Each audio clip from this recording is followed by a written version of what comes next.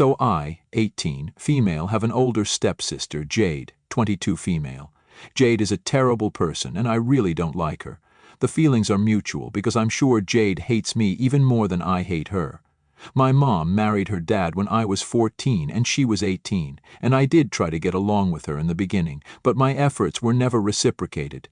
She always tried to put me down and humiliate me in front of other people, so eventually I started doing the same to her. We'd just be taking passive-aggressive potshots at each other and turn it into a competition which would make everyone else in the room feel very uncomfortable. So our parents spoke to us, and only then did we stop doing that, but she still found other ways to get under my skin. And so did I. She crossed a line a few weeks ago, though, and I'd decided that I'd had enough. Jade was 5 months pregnant around the time of my 18th birthday, which was 3 weeks ago. I was supposed to have a little celebration at home first with my family and friends, and then I was going to go out to a bar with my friends. It was going to be the perfect day, but Jade being Jade totally ruined it for me. I wasn't involved in the party planning at all because my parents had told me that since it was my birthday, my only job was to sit back and enjoy while they did all the work to surprise me. They didn't even let me stay at home that day and sent me to spend the day at my grandparents' house so that they could put up the decorations and everything. In the evening, they finally told me that they were ready for me, so my grandparents and I got dressed and headed over to my house. They'd done up the living room really beautifully and elegantly, just how I like it. Everything just oozed oomph and class, and I was very impressed by what my mother and stepdad had managed to pull off because this was just my dream 18th. There was a massive cake as well, in the shape of a panda, which is my favorite animal. I even have a panda stuffed toy that my dad gave me before he passed, so that was a really sweet and meaningful gesture. Beside it, there was a much smaller cake with vanilla icing and a smiley face on it.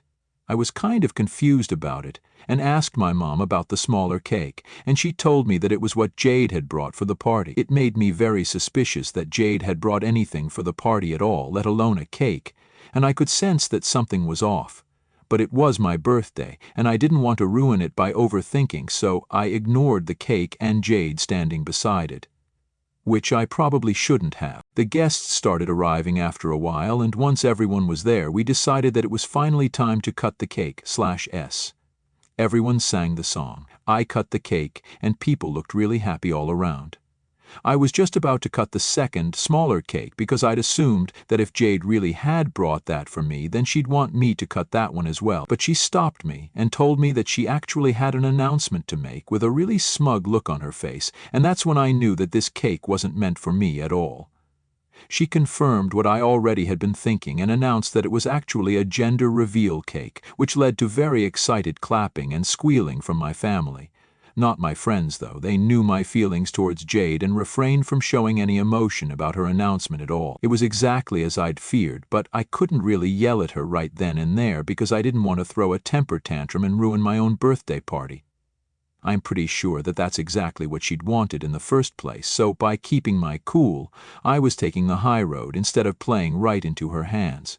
She then proceeded to cut the cake, and it was pink on the inside.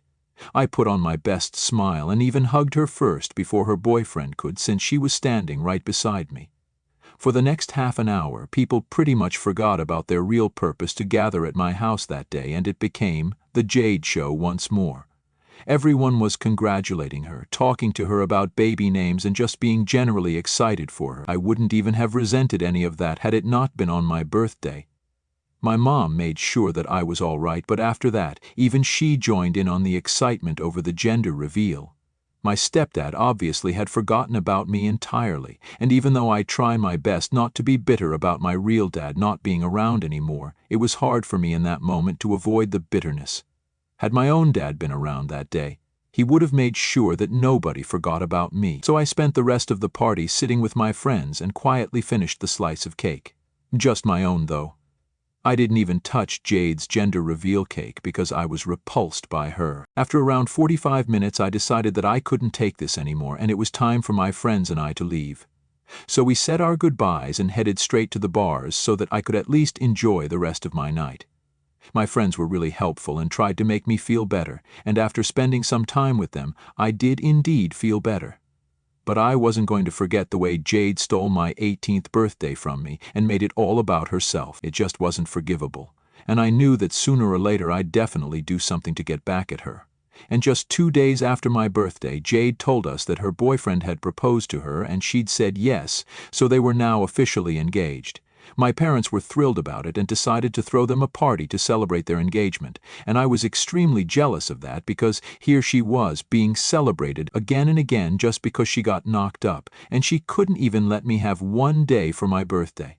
I hated that, and I decided that I'd do something to ruin her engagement party, just like she'd ruined my 18th birthday party. So they finally had the party a week ago, and it was a much bigger and grander affair than my birthday party, which had been hosted at our house.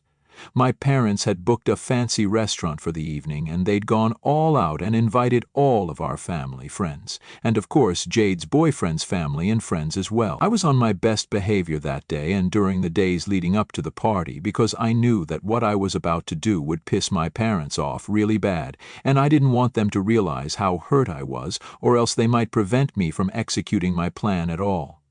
The evening went smoothly for the most part, and everyone was having fun and drinking, except Jade, obviously, and right before dinner was served, I decided to do it. I stood up and raised a toast to Jade and her boyfriend, and my family looked surprised because this was something nobody would have ever thought would happen. Me raising a toast to Jade, of all people, was strange enough and earned me a lot of curious looks. So people were even more stunned when I started with the speech I'd been practicing for 2 days. I said a couple of nice things about Jade, which was really difficult for me because, as you all know by now, she's a horrible person.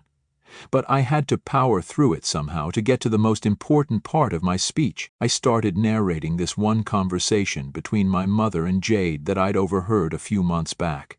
I think it was around the time that Jade had just found out that she was pregnant, and had immediately turned to my mother for help, because even my mom had me when she was really young, in her 20s, so she needed all the advice and help that she could get. I was sitting in the same room, but I had my headphones on, so they figured that I couldn't hear anything.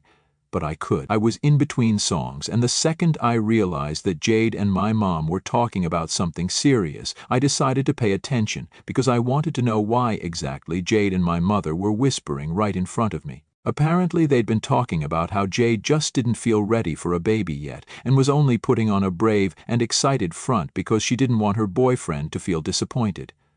She hasn't talked to him about it yet, but she was in 2 minds, and actually wanted to get rid of the baby, since she didn't feel like she was ready to become a mother, neither mentally and definitely not physically. My mother told her that she'd felt the same way when she found out that she was pregnant with me, and reassured her that these were feelings that would go away with time eventually.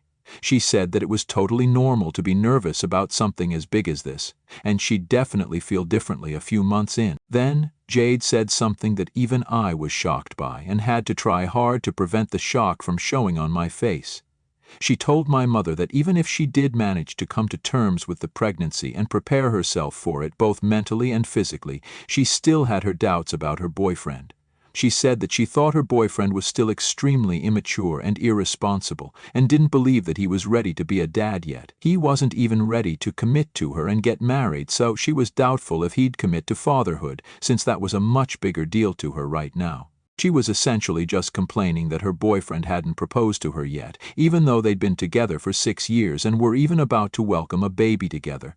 So she thought that if they were too young to get married, then they were too young to have a child as well, and she was right, she did have a point there. She even said that she'd break up with him and terminate the pregnancy if he didn't propose to her by the end of the first trimester. My mother advised her to stick it out and he'd definitely come around eventually, which he did. So I ended my speech by congratulating them and telling them that I was really proud of both of them, since they'd been able to make it really far and had proved that time fixes everything. Now to everyone else, this speech was so inspirational and proved that love and time are all that a relationship needs to thrive, but only Jade and I knew the real reason I'd said this out loud. While I was talking, I could see Jade's boyfriend's face becoming redder by the second because obviously he didn't know about any of this. He had no idea that he was about to get dumped almost 2 months ago, but for whatever reason, Jade changed her mind. He looked disheartened and angry all at once, and I knew my job here was done. Only our immediate family, my mom, my stepdad, and Jade's mom, knew that the consequences of my bringing this up would not be good, and it definitely was. Nothing happened immediately after the party because neither Jade nor her boyfriend didn't want to fight at the party, but things tensed up literally that very night itself, since Jade called my mother up a few hours after she got home and told her that my speech had caused a huge fight between her and her boyfriend.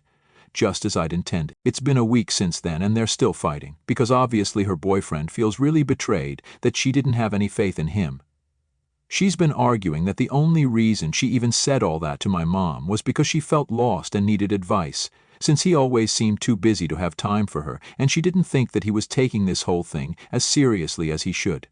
I don't know what they're fighting about right now exactly, but I can tell that things haven't improved since last week, and they might even break up. This is why my mother wants me to apologize to Jade and her boyfriend, and tell them that Jade hadn't actually meant any of it back then, and I'd been exaggerating. First of all, that's not even true. She definitely did mean it because I could see her face and tell that she was serious about what she was saying. And secondly, I don't think I owe Jade anything at all, let alone an apology. She's a terrible and self-involved person, and she's literally done nothing but put me down for the past 4 years of my life. So why on earth would I apologize to someone like that? I told my parents that I wasn't going to apologize as soon as they suggested it, but my mother told me that if I didn't apologize, then I could kiss my college fund goodbye, which is the only reason I'm even here considering it. Obviously, I don't want to apologize to Jade. I don't think I did anything wrong, but my mother said that whatever I did was messed up. Jade did make my birthday all about herself, but that's literally nothing in comparison to what I did in order to retaliate. Ruining someone's birthday party is not the same as ruining someone's relationship of 6 years, especially when they're engaged and about to have a baby. She believes that I should have cut her some slack because she's pregnant and has enough on her plate already, and what I did was seriously juvenile. So if I don't make things right, then I'll have to pay the price by losing out on my college fund, which I absolutely cannot afford to do. I'm supposed to start in a few months, and I'd be totally lost without the financial aid that I need. I absolutely have no idea what to do now. I know that my mother is serious about her threat. She's always been a strict disciplinarian, and I know she's not kidding.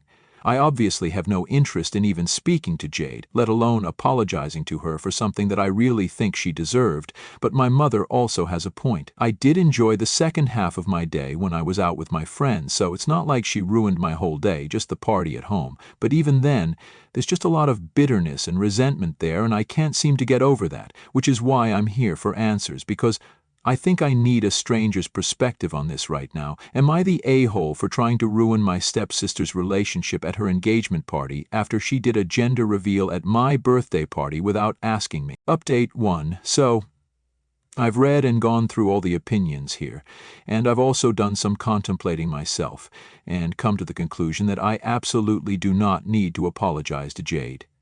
She's been getting on my nerves ever since our parents got married, and I just couldn't stand it anymore.